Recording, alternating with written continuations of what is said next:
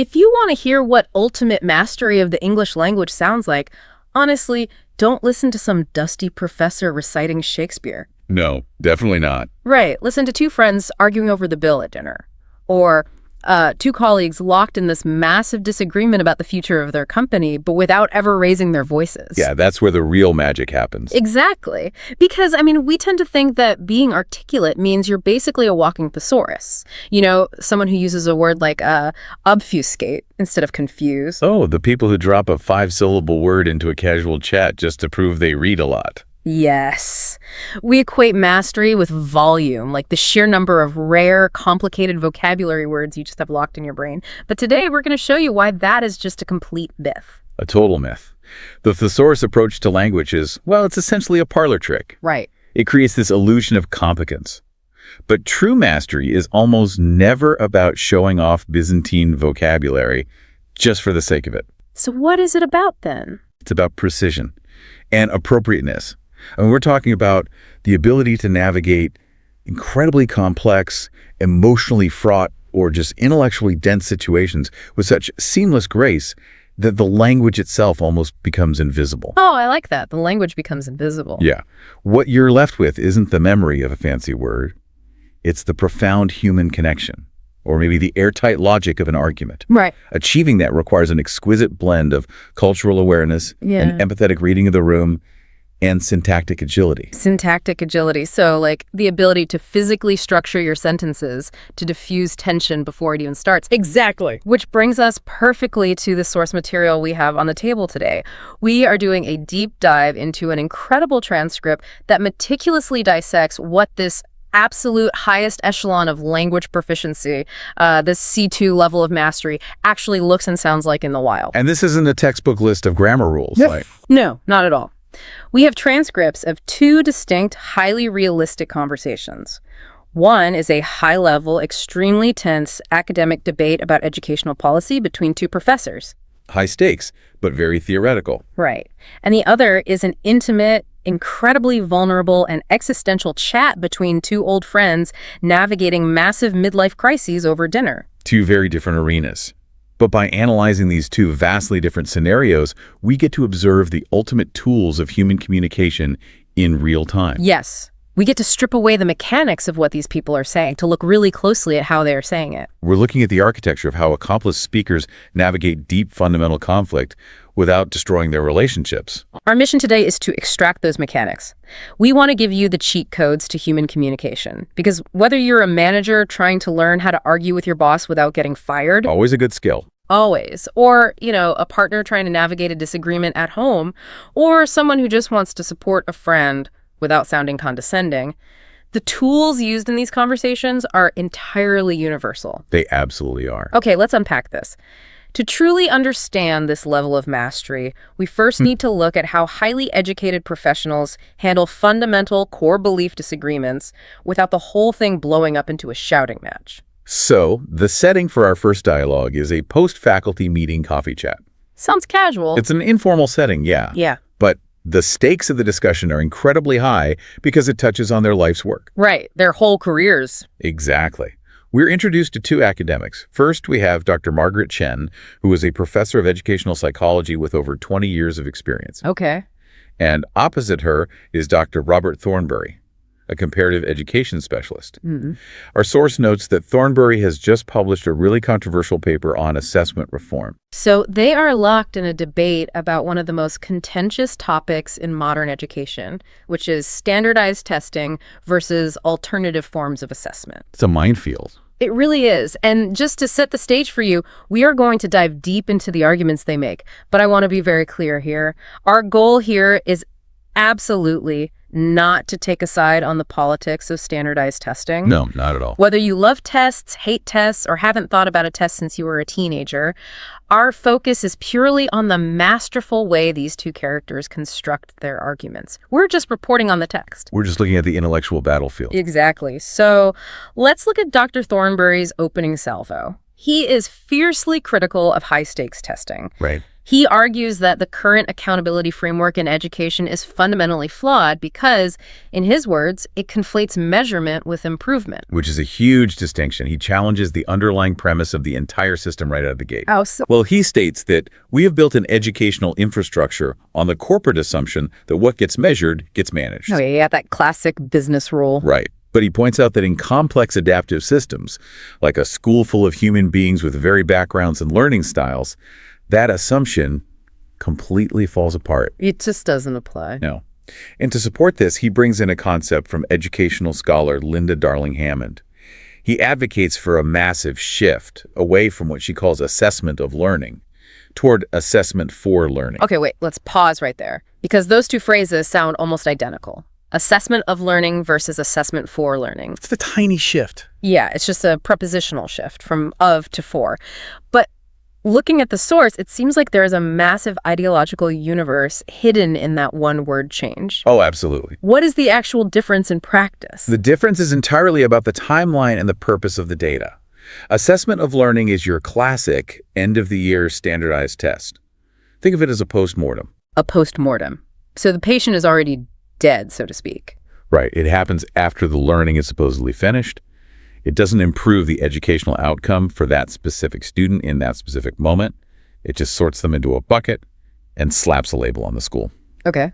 And the other one? Assessment for learning, on the other hand, is formative feedback. It happens during the process. So it's like the difference between a chef tasting the soup while it's still on the stove versus a restaurant critic writing a review after the meal is already served and eaten. That is a perfect analogy. Pasting it on the stove is assessment for cooking. You know, you can still add salt. The critic's review is assessment of cooking. It's too late to fix the dish. You're just getting judged on it. Exactly. Thornbury is arguing that our system is entirely focused on the restaurant critic, and we are ignoring the chef tasting the soup. Right. He believes testing should actually help a teacher adjust their lesson plan on a Tuesday so the student finally understands the math concept by Friday. I mean, it's a very compelling argument, but Dr. Chen's counter-argument is a heavyweight punch, and it's equally robust. She doesn't hold back. No. She comes back with a highly pragmatic concern focused on equity. She argues that without those reductive metrics, without those big standardized benchmarks at the end of the year, we lose the ability to identify systemic inequities. Yeah, she brings up the data. Right. The source mentions her talking about disaggregated test data. Now, before we go further, let's translate that out of academic jargon. What does disaggregated test data actually look like if I'm, say, staring at a spreadsheet? Okay, so if you look at the average test score for an entire school, let's say it's an 85%. Sounds like a solid B. Right. On an aggregated level, meaning all the data mushed together, the school looks like it's doing great. But if you disaggregate that data, you break it apart by demographic category. True, calling it apart. Exactly. You separate the scores by income level, by race, by gender, by special education status. When you do that, you might suddenly see that while wealthy students are scoring a 95%, low-income students are scoring a 60%. Ah, I see. So the average hides the failure. Exactly. Dr. Chen points out a very uncomfortable reality. The massive inequalities in the educational system that Thornbury wants to fix were largely exposed in the first place precisely because we had that disaggregated standardized test data. Because it forced us to look at the numbers for every single group. Yes. That data revealed undeniable achievement gaps.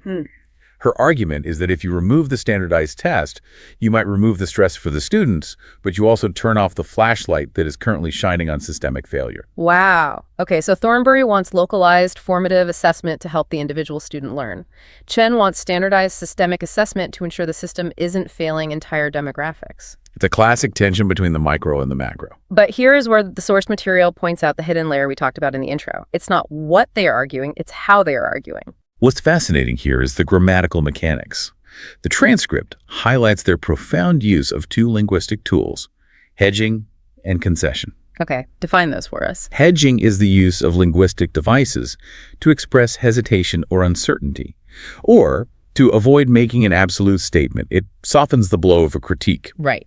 Concession is explicitly acknowledging that your opponent has a valid point before you deliver your counter-argument. Got it. Let's look at exactly how Dr. Chen responds to Thornbury's critique of measurement. She says, and I quote, "That's a fair point. and I don't dispute the limitations of reductive metrics.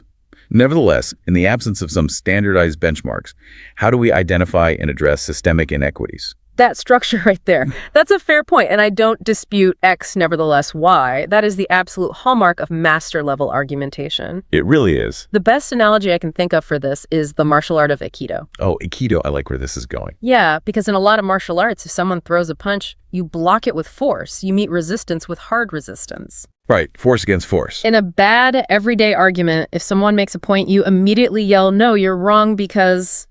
And it's a block, it's jarring, and it hurts both people. It elevates the heart rate. Exactly. But Aikido is entirely different. The core philosophy is using your opponent's momentum to guide the physical interaction. You don't block. You accept their physical energy, you blend with it, and then you redirect it where you want it to go. The physical metaphor maps beautifully onto the grammatical mechanics our source points out. Dr. Chen is performing verbal Aikido. Yes. By saying... That's their point. She accepts his momentum. Yeah. By saying, I don't dispute the limitations, she blends with his energy. She's absorbing the punch without getting hit. Exactly. She is signaling profound good faith. She is essentially proving to him, I am not a blind ideologue. I see the flaws in my own position. Which is so rare to hear. It is. And this completely disarms the opponent. It prevents the interpersonal friction that usually derails debates. And then comes the pivot, the redirect, with the word nevertheless. And the text points out that it isn't just about throwing in a polite word here or there. It's built into the actual scaffolding of their sentences. It's structural. Right. They use something called subordinate clauses to achieve this frictionless debate. Now, I know that sounds like high school English class trauma, but how does a subordinate clause actually work to protect someone's ego in a fight? Well, think of a subordinate clause as a sidecar attached to a motorcycle. Okay, a sidecar. The main clause is the motorcycle. It carries the main point. The subordinate clause is the sidecar. It adds extra information, but can't drive on its own. It needs the motorcycle to move. Exactly. Yeah. So when Thornberry replies to Chen, he says, well, I found your critique compelling in many respects. I'm not entirely convinced. Okay. The sidecar is, while I found your critique compelling, he tucks his compliment into that dependent structure. Well, the main engine of his sentence is his disagreement. Oh, that's incredibly subtle. He doesn't just say, your critique is wrong. He wraps his disagreement in a layer of validation. Exactly. He attacks the idea ruthlessly while simultaneously stroking the ego of the person who holds the idea. And this is vital because at lower levels of communication proficiency, speakers often lack the syntactic tools to wrap their disagreement in politeness. They just don't have the grammar for it. Right. They don't know how to build the sidecar. So they are forced to be blunt, which often reads as rude or aggressive, even if they don't mean it to be. They're just driving the motorcycle straight into the other person. Pretty much. The master communicator possesses the grammatical agility to completely separate the intellectual disagreement from the personal relationship. It's a masterful tightrope walk. We've seen how these linguistic tools diffuse academic warfare on a theoretical level, but the conversation gets even more interesting when they try to apply this theory to the real world. Yes, the implementation phase. The debate hits a massive wall regarding implementation. And this is where we see how advanced communication can actually turn a stubborn debate into a genuine collaboration. So the friction really starts when Thornberry brings up the Finland example to prove that a system can work without standardized testing. Finland is always the golden child of education. Always. They are famous in educational circles for doing exactly what Thornberry advocates. They eschew high-stakes, standardized testing, rely heavily on localized assessment, and profound teacher professionalism, and yet they consistently rank at the top of international performance metrics. So for Thornberry, Finland is the ultimate proof of concept. If it works there, it can work here. Right. But Dr. Chen pushes back hard on the Finland model, and her argument is deeply rooted in sociology and demographics. What does she say? She points out that Finland is a relatively small, homogeneous society of about 5 million people. Right. Furthermore, it has a deeply ingrained cultural trust in public institutions. Right. If the government in Finland says, trust the teachers, the public generally says, okay. Must be nice. She argues that you simply cannot take a model built for a high-trust, homogeneous population and copy-paste it onto the United States. Because we are just so different. Exactly. We are a nation that is vastly more diverse, heavily decentralized, and historically deeply skeptical of centralized public institutions. As she puts it, what works in Helsinki doesn't necessarily translate to Houston or Detroit. It's a devastatingly effective counter because it forces the argument out of the realm of pure educational theory and into the muddy reality of politics. But Thornbury is quick on his feet. Oh, he doesn't just concede. No, he counters by pointing out that other highly heterogeneous, diverse societies like Canada and Australia have managed to create balanced assessment ecosystems without abandoning accountability. Ah, okay. Notice what he does there. He acknowledges her caveat, another concession, but pushes back on the premise that diversity automatically makes reform impossible. And this leads to what I think is the philosophical climax of their debate. It's where they stop arguing about the policy itself and start arguing about the purpose of their own profession. It gets very meta. Very. Dr. Chen drops an incredible reference. She warns against what scholar Michael Apple calls romantic progressivism. Let's pause and appreciate the weight of that phrase. That's a heavy hitter. She argues that if academics just sit around writing papers about perfect educational systems without accounting for the brutal institutional constraints like the power dynamics, the conflicting interests of teachers' unions, testing companies, and politicians, they are just being romantic progressives. They're writing fantasy novels, not actionable policy. Exactly. Romantic progressivism encapsulates the danger of theory divorced from reality. It's dreaming without building. But Thornbury's riposte is equally brilliant. He accepts her critique, again, using that verbal aikido, but he warns of the opposite extreme. Right, pragmatic defeatism. Yes, he cautions against pragmatic defeatism. He argues that if we accommodate ourselves so thoroughly to existing power structures, and if we only propose ideas that the current political climate will easily accept, we completely lose the ability to envision transformative alternatives. If academics only suggest what is easy, who is left to suggest what is optimal? Romantic progressivism versus pragmatic defeatism. I love that. It perfectly captures the tension. It really does. It's like the difference between a team of engineers designing a sleek, futuristic concept car that can never actually be driven on a real road versus a mechanic who just keeps patching up a broken down, smog-spewing sedan because that's just how cars are. You need the vision of the concept car, but you need the realism of the mechanic. And through this rigorous, incredibly polite sparring match, they actually find that exact synthesis.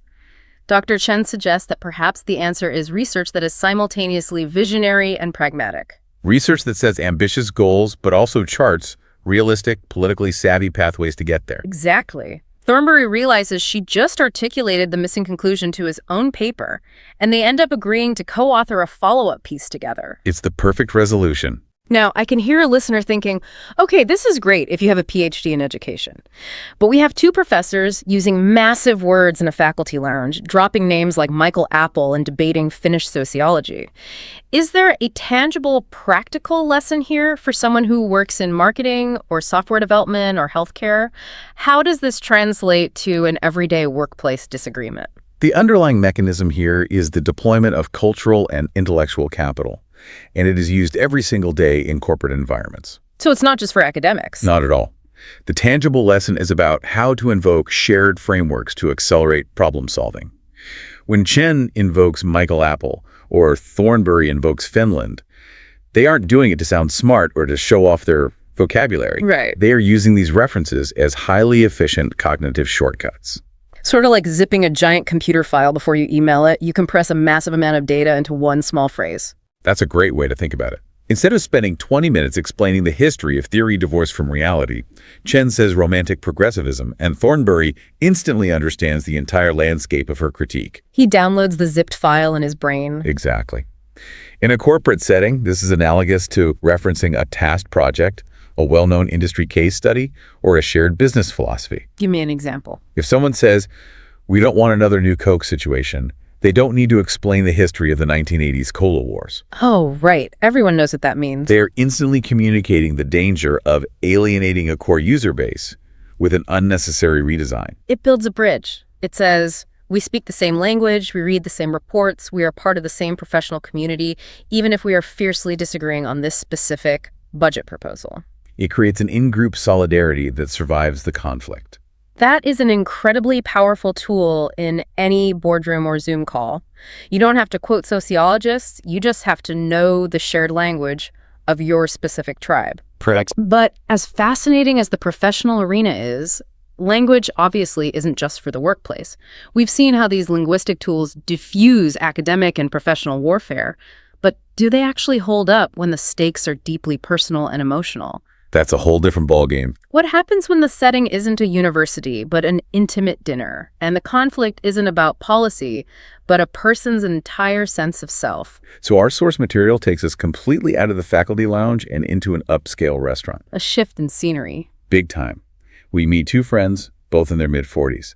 Our source introduces us to Catherine and Vincent. Okay. Catherine has just done the unthinkable in her high-achieving social circle. She quit her highly lucrative position as a partner at a corporate law firm to become a documentary filmmaker. Wow, that is a massive pivot. Huge. And Vincent is a highly successful architect who designs luxury condominiums.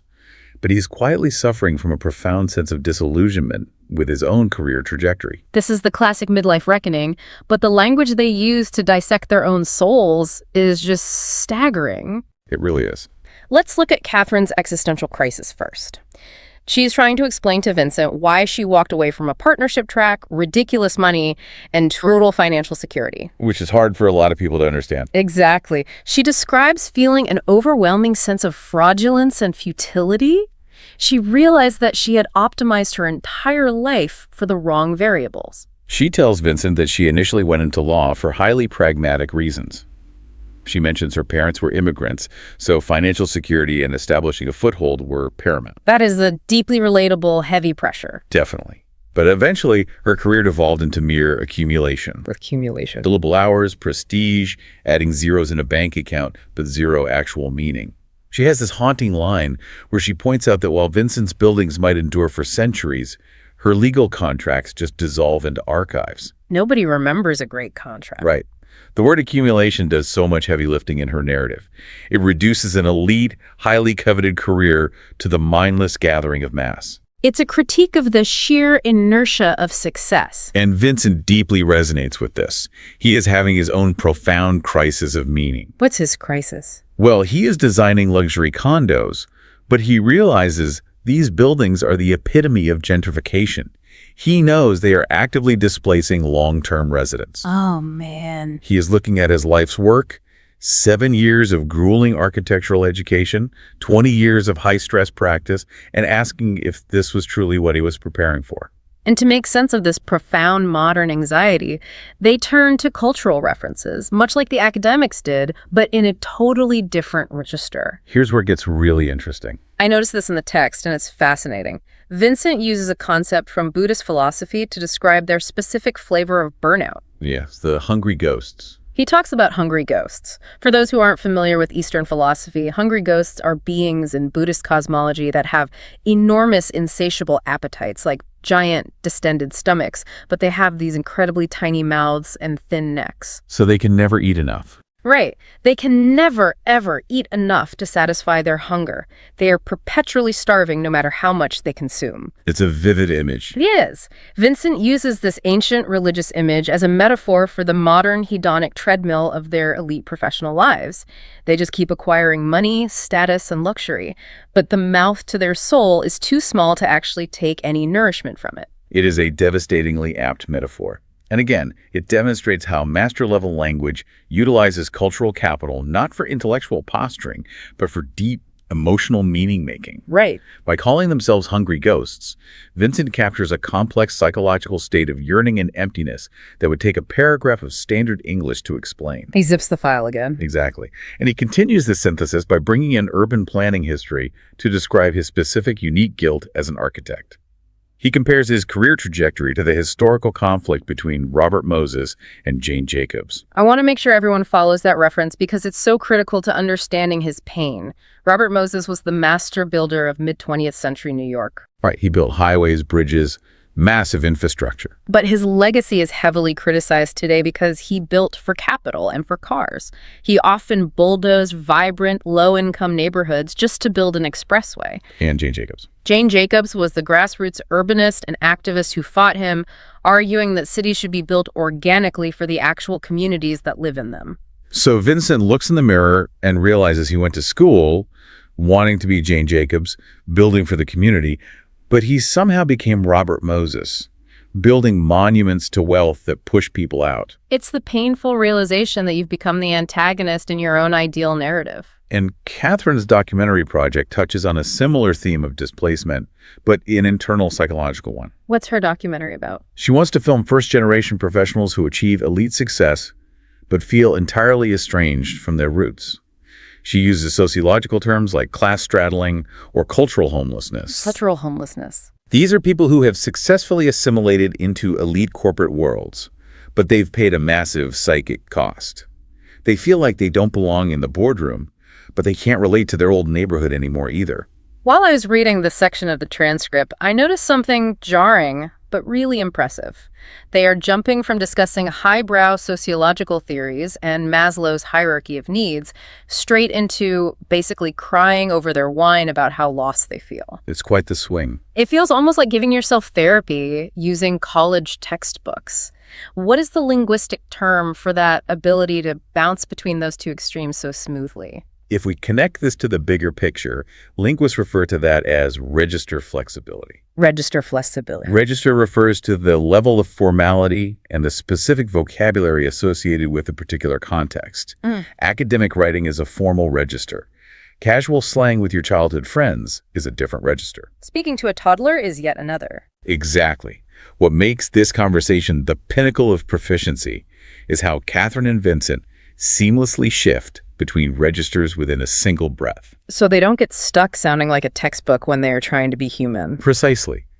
They move from highly philosophical, abstract frameworks straight into raw, extreme emotional vulnerability. They blend it perfectly. Importantly, they don't let the intellectual language protect them from their feelings.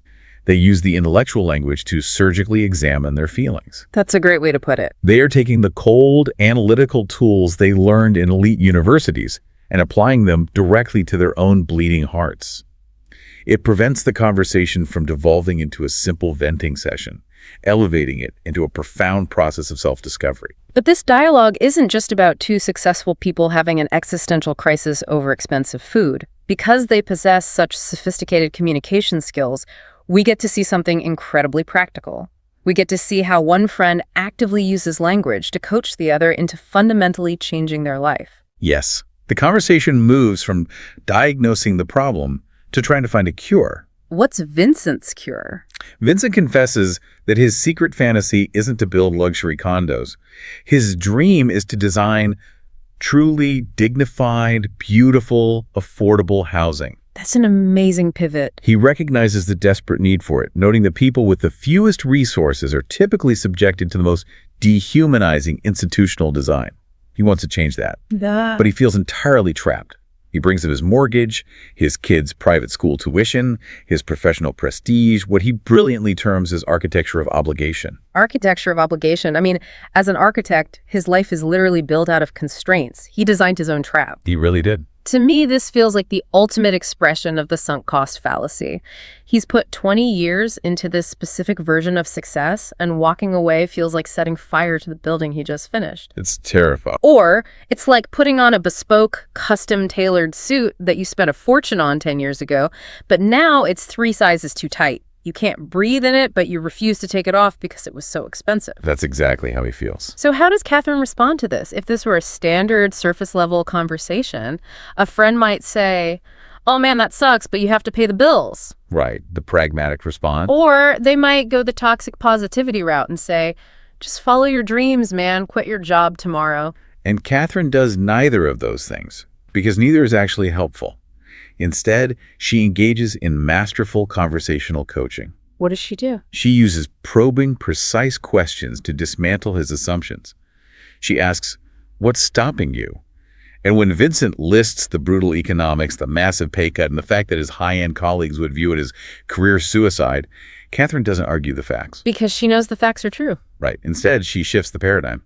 She asks, "And what do you see it as?" Why is that specific question? What do you see it as? So powerful in this context. Because it forces Vincent out of an external locus of control and into an internal one. Meaning what, exactly? An external locus of control is when you believe your life is dictated by outside forces. In this case, the judgment of his colleagues or the expectations of his industry. Oh, I see. By asking, "What do you see it as?" She demands that he stop worrying about his colleagues' gaze and look inward. She forces him to take ownership of his own value system. And does it work? It works. He admits, after a long pause in the transcript, that designing affordable housing might be the first authentic thing he's done professionally in a decade. And Catherine's reframing of his entire worldview right after that is breathtaking. She tells him that the question they need to ask at their age is no longer, what's strategic? The question is, what's true? What's true? She forces him to evaluate his choices, not based on the identity he constructed when he was a hungry 25-year-old trying to prove himself, but on who he actually is right now, as a 44-year-old man who wants to do something meaningful. But notice the crucial balancing act she performs.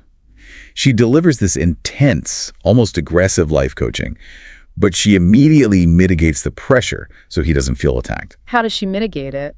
She says, look, I'm not suggesting you quit tomorrow morning. You've got responsibilities I don't have. She suggests a transitional, realistic path-taking on one pro bono project alongside his commercial work to test the waters. Okay. She is relentless in challenging his excuses, but profoundly supportive of his actual material reality. I really want to highlight that because I think a lot of us fail at this when we try to help our friends. We definitely do. We think support means validating our friends' complaints and agreeing that they are trapped by their boss or their mortgage. We think being a good friend means saying, you're right, there's nothing you can do. But Catherine refuses to validate his trap. She validates his potential. She uses her linguistic skill to completely dismantle his self-pity while entirely respecting his practical fears about money and family. That is the critical difference between superficial support and transformative coaching. Right. Superficial support validates the emotion but leaves the physical situation unchanged. Advanced conversational coaching, which relies heavily on linguistic structures like precise questioning and careful mitigation, challenges the situation while holding space for the emotion. It requires a tremendous amount of social calibration. And to keep the conversation from collapsing under the weight of its own intensity and pretension, they deploy another crucial linguistic tool: self-deprecating humor. Yes, the humor is key here. They catch themselves being entirely too serious. Vincent realizes they are literally discussing developmental psychology over a plate of expensive scallops. It's very meta. He brings up Erik Erikson's midlife developmental task of generativity versus stagnation. The idea that at midlife, you either start contributing something meaningful to the next generation, or you just calcify and stagnate. And instead of sounding pompous, they laugh at themselves. They call themselves self-aware cliches. The ability to mock their own intellectualism is the true marker of advanced fluency here. They are navigating the incredibly awkward terrain of wealth, privilege, and life choices with complete grace. Catherine acknowledges early on that her existential crisis is a privilege crisis. Right, she actually says that. She admits she could only quit her law firm because she spent 15 years building a massive financial cushion. A less proficient communicator might sound tone-deaf, ungrateful, or arrogant when discussing leaving a high-paying job while others are struggling to pay rent. Oh, absolutely. Catherine uses precise, self-aware language to name her privilege out loud, thereby disarming any potential resentment from Vincent. It is a masterclass in social and emotional navigation. So we have witnessed what ultimate mastery looks like in the boardroom, parrying academic theories and diffusing conflict. And we've seen what it looks like in the restaurant, diagnosing a midlife crisis and coaching a friend toward authenticity. Two very different but equally challenging environments. Exactly. The mechanics are clear: hedging, concession, register flexibility, utilizing cultural capital, and asking precise, paradigm-shifting questions. But this brings us to the most vital part of our deep dive: the blueprint. Yes, it's how-to. How does a listener who might be commuting to work right now or walking their dog or prepping for a massive presentation actually build this level of linguistic and cognitive fluency for themselves? The source material provides a clear, actionable set of strategies, but they sound a bit academic. Right, so I want us to break down how to actually do them. So what does this all mean? The source outlines 5 core strategies for reaching this mastery level. And you are right, the roadmap requires translation into daily habits. What's the first one? The first strategy the text identifies is simply to read widely.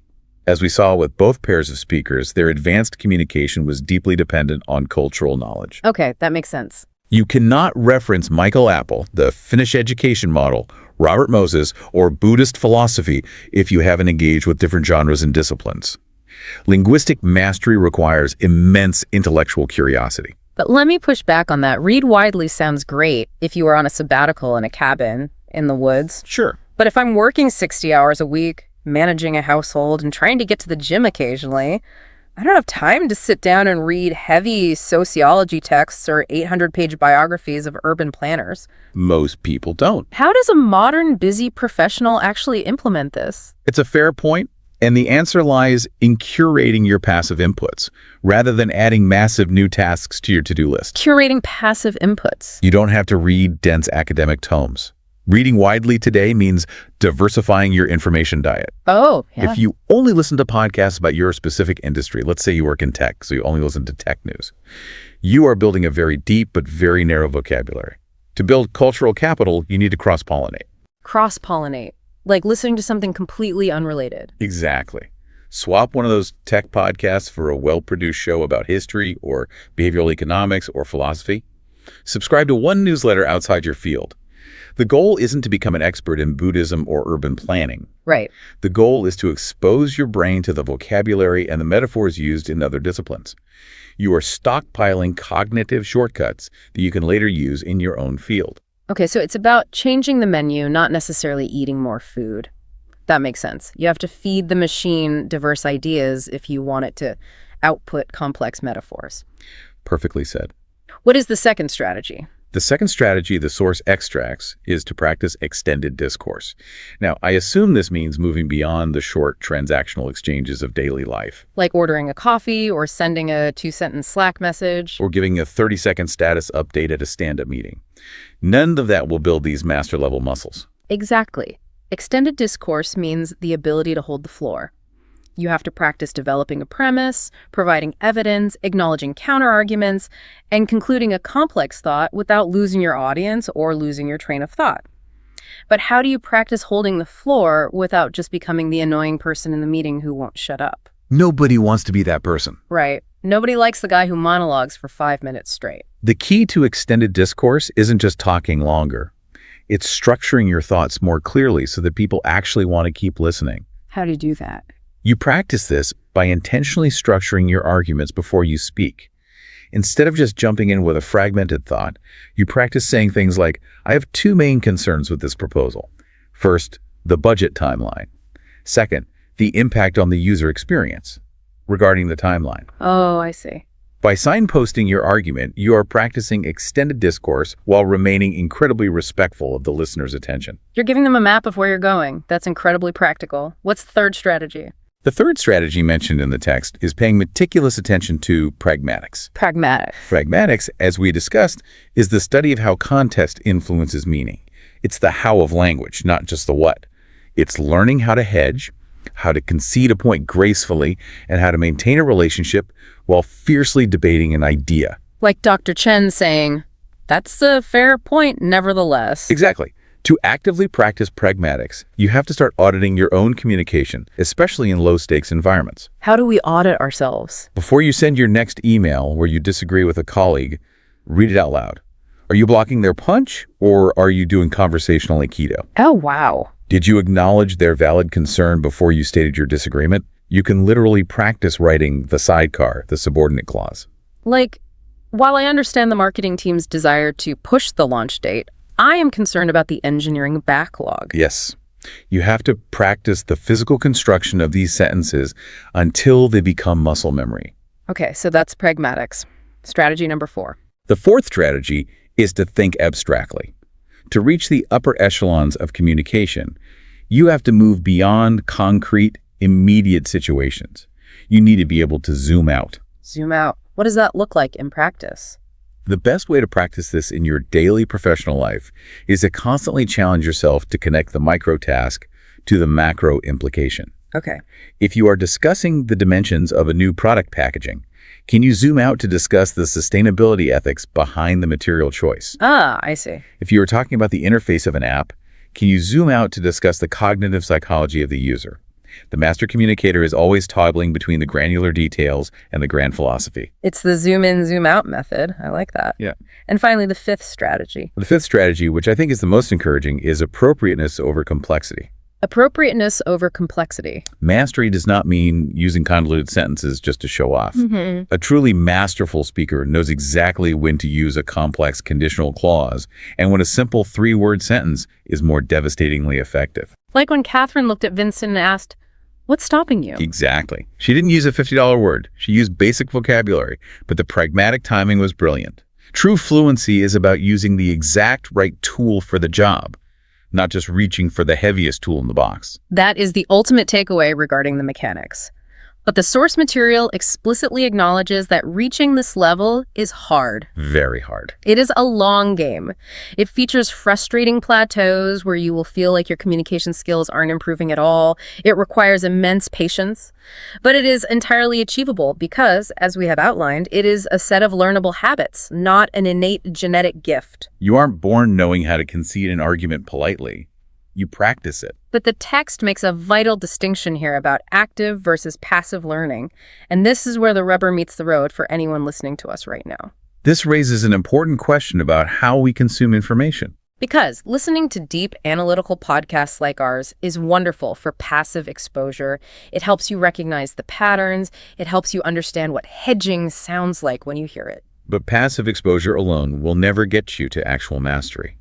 You cannot learn to ride a bike just by watching the Tour de France. You have to cross the bridge into active production. You have to risk sounding clumsy. The source suggests literal shadowing, which is repeating complex arguments out loud to get the rhythm of the syntax in your mouth. Oh, literally talking to yourself. Yes. It means finding conversation partners who will challenge you. It means intentionally entering debates and trying to use that aikido of concession and redirection, even if you stumble over your words the first few times. You have to actively build the architecture of your own fluency. We have covered a massive amount of ground today.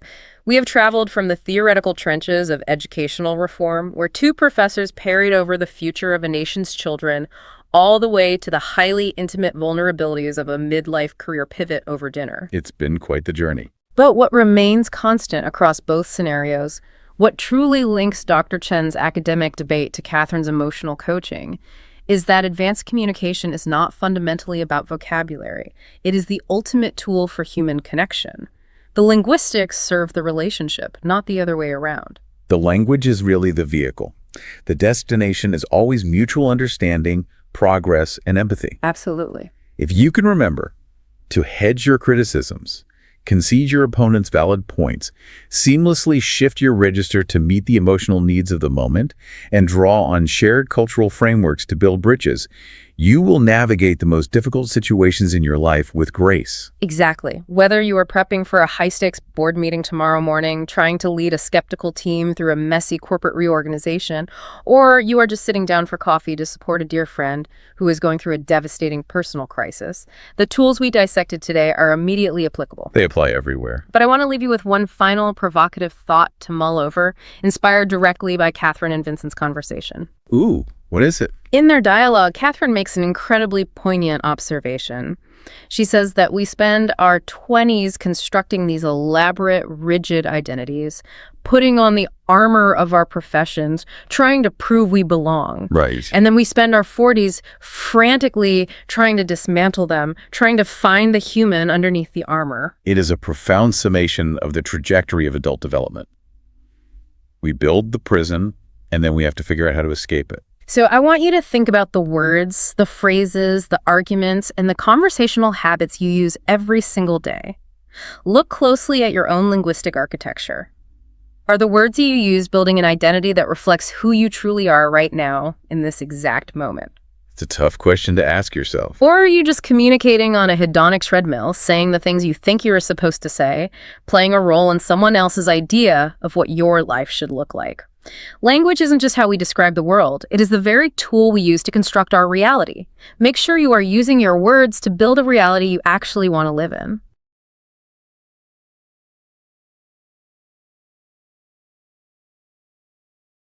So I want you to imagine, just for a second, that you are opening up a toolbox. Good. And, beginner's toolbox has your standard stuff, right? Yeah. A hammer, a wrench. And a hammer is great. It's useful, but it's really, really blunt. Yeah, you're not doing anything delicate with a hammer. Exactly. But what happens when you suddenly realize You don't need to drive a nail, but you need to perform, like delicate, life-saving surgery. Well, obviously you can't use the hammer for that. Right. You need a completely different set of precision instruments. And that is exactly what our deep dive is about today. Oh. Welcome to the show. We are unpacking what it means to actually possess those incredibly precise instruments, but in language. Yeah, and it's a fascinating set of sources today. It really is. We're looking at sources that analyze what linguists call C2 level English, which is, the absolute highest level of language proficiency you can achieve. And I think what's so striking about the material we have today is that we're looking at two completely different, intensely complex conversations. Yeah, wildly different. Right. I mean, one is this massive global existential crisis about climate change communication. A macro level. Exactly, the macro.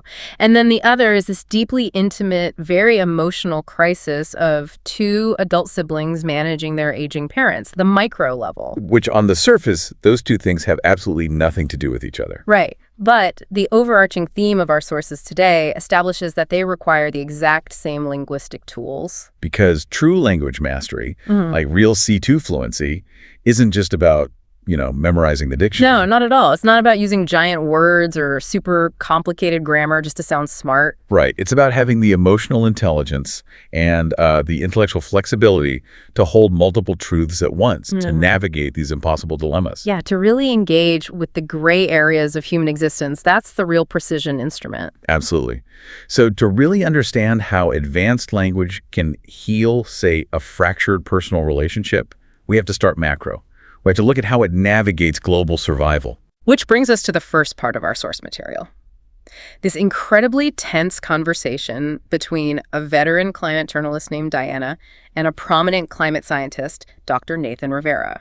And it is tense. I mean, they're really going at it over this documentary that Dr. Rivera participated in. Right, a documentary that is, frankly, completely alarmist. It paints a very terrifying picture of the future. And Diana is super conflicted about his involvement because as a journalist, she's guarding this core tenet of science. Yes, the concept of epistemological humility. Okay, let's unpack this. Epistemological humility. That is a heavy, heavy phrase. It is, but it's essentially the foundation of how scientists are trained to speak. Right, the humility of knowing how we know things. Exactly. Scientists are drilled for years to speak in probabilities and caveats.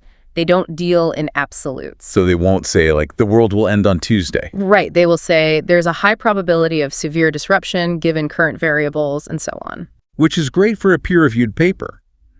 But the source points out this massive, tragic misinterpretation that happens when that language hits the general public. Yeah, it's a huge translation error. Because if a scientist says, there's a 10% chance of catastrophic sea level rise by 2100. To a scientist, that's terrifying. It's an unacceptable level of risk. A 1 in 10 chance of civilizational collapse. You sound the alarm. But the public doesn't hear it that way. Not at all. The public hears the caveats. They hear chance and probability, and human psychology just kicks in to protect itself from dread. Right, so they hear, oh, maybe it'll happen, maybe it won't. If it's a 10% chance, then there's a 90% chance everything is totally fine. Exactly. That careful, precise phrasing completely dilutes the urgency. But I want to push back on Dr. Rivera's solution here, because Diana has a really solid point in the source. She definitely does. If scientists just completely abandon this humility and they start exaggerating just to, fight fire with fire. You risk losing their credibility entirely.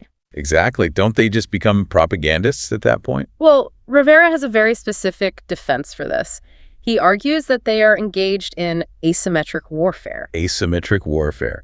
That is such an intense way to frame a scientific debate. But he argues it's accurate. Think about it. Fossil fuel interests and climate deniers, they project absolute, unwavering certainty. Right. They don't use caveats. They just say, it's a hoax, don't worry about it. Meanwhile, scientists are showing up with polite probabilities, and it creates what media scholars call a false balance. Because to a normal person watching on TV, the guy who is 100% certain sounds way more credible than the guy saying, well, it's highly likely, but we need more data. Exactly. But crucially, Rivera argues that they actually aren't exaggerating in this documentary. Right, they are making things up. No, they're simply choosing to emphasize the tail risks. The extreme ends of the bell curve. The worst case scenarios that are still mathematically possible. Yes. They exist within legitimate published probability distributions.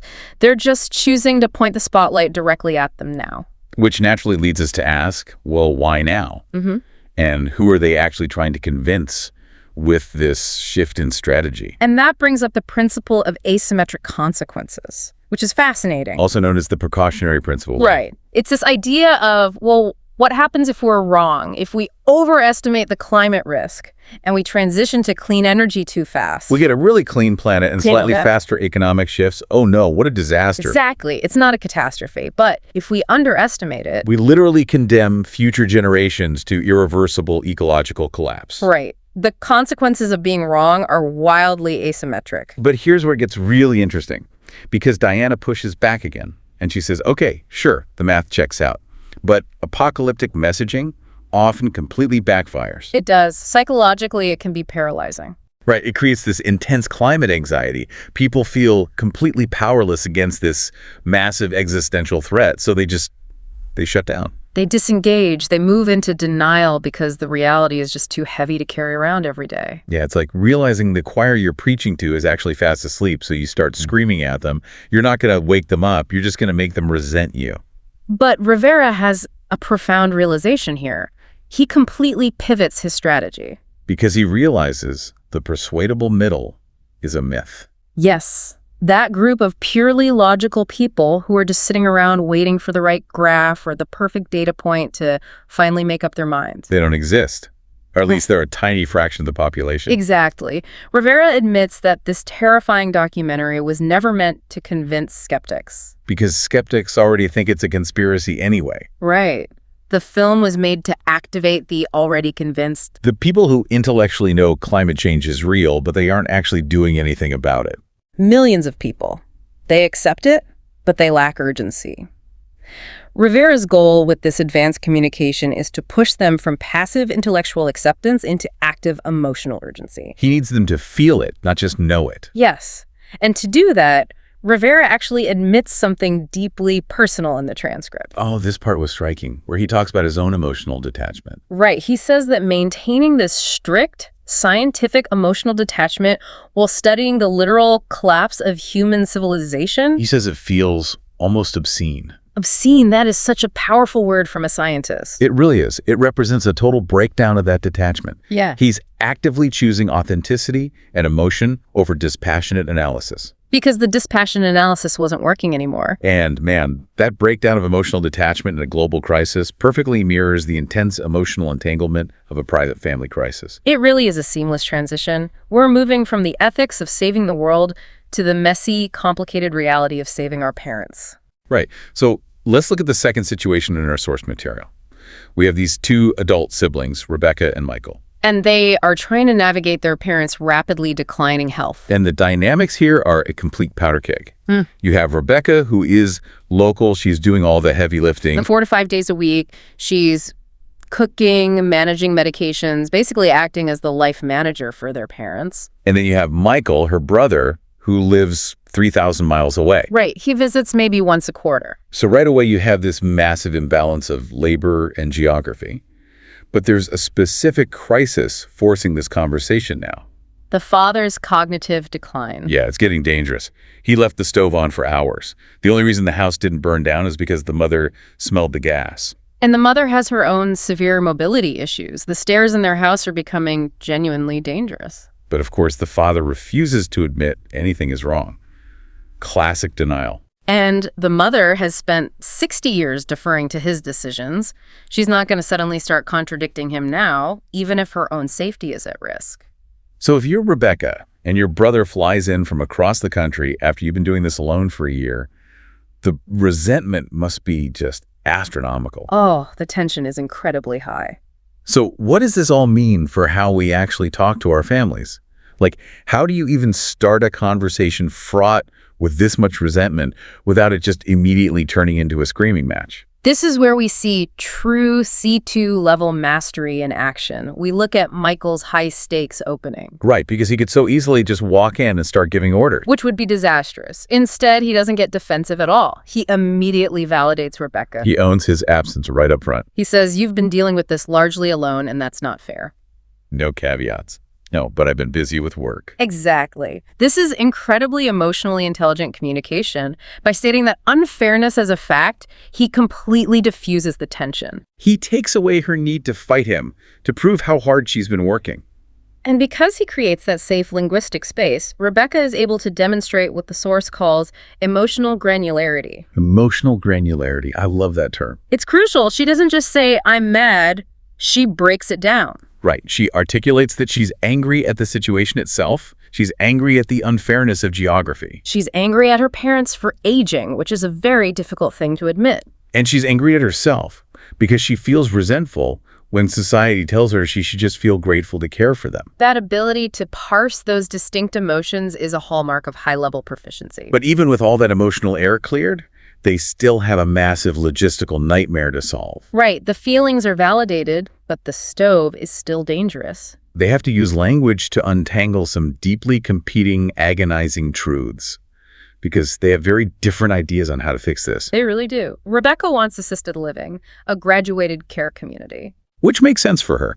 It outsources the daily physical safety. But Michael suggests full-time in-home care. Right, because he wants to avoid the trauma of displacing their parents from the home they've lived in for 40 years.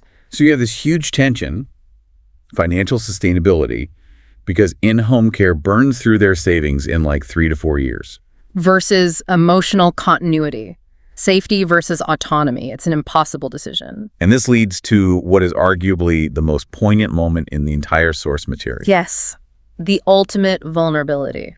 Michael asks Rebecca a question that could have easily caused a massive fight. He gently asks her, how much of your push for assisted living is actually about their safety, and how much is about relieving your own massive caregiving burden? I mean, think about how easily she could have taken that as an attack. Oh, you think I'm just being selfish? But because they've established this advanced communication framework, she doesn't get defensive. She gives this devastatingly honest answer. She admits she doesn't actually know. She acknowledges that the relief of putting them in a facility would be profound. And then she says she feels monstrously guilty about it. That phrase, monstrously guilty, it shows how she views her own needs as a betrayal. Right. She doesn't want to be the bad daughter who put her parents in a home just for her own convenience. And this is where Michael's insight is just beautiful. He engages in cognitive reframing. He doesn't just say, oh, don't feel bad. No, he tells her she isn't monstrous, she's human. He tells her she has earned the right to consider her own sustainability in this equation. Exactly. He separates her exhaustion from her objective judgment. Just because she desires relief doesn't mean her assessment of their safety is wrong. Both can be true. She can be totally burnt out. And the stairs can be genuinely dangerous. Yes. And realizing that allows them to move from emotion to action. Because empathy without action is just wallowing, right? Yeah. They need a plan. And they form one, a very concrete, realistic plan. They decide to tour facilities together. They're going to crunch the numbers on Michael's financial contribution to see if in-home care is even viable. And they agree to hold a family meeting. But crucially, they are going to present options to their parents, not dictate solutions. And they explicitly agree to aim for slightly better than their past best. Which is such a perfect example of realistic, mature compromise. Not perfection, just slightly better. Okay, so wait, let me ask you this directly. Based on these sources, Sure. according to this material, you can't actually be considered fluent or a master of a language unless you have this incredibly high emotional intelligence and life experience. That is emphatically what the source is arguing. Yes. Wow, so it's not just grammar and vocabulary. The source explicitly states that C2 proficiency is the ability to hold multiple perspectives. It's acknowledging ambiguity. So the big words like epistemological humility or cognitive decline, those are just tools. Exactly. The vocabulary is just the hammer and the wrench. The real mastery is the empathy and the critical thinking that drives how you use those tools to repair relationships and negotiate competing needs. It's knowing when to use the hammer and when to put it away. Right. Man, what a journey this has been today. We've seen how language functions at its absolute peak. From the global stage to the living room. Yeah, from a scientist wrestling with the ethics of sounding the alarm on civilizational collapse to a sister weeping over the guilt of just needing a break from elder care. And we've learned that advanced communication is ultimately about having a tolerance for ambiguity.